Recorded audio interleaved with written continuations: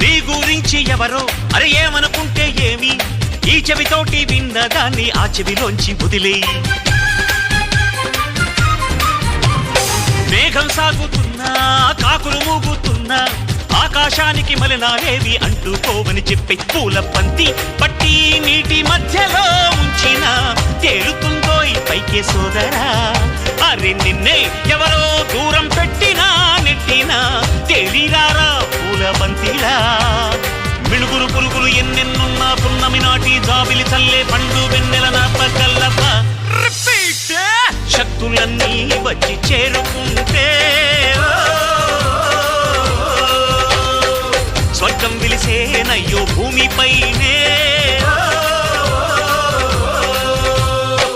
దేవుడా దేవుడా తిరుమల దేవుడా, చూడరా చూడరా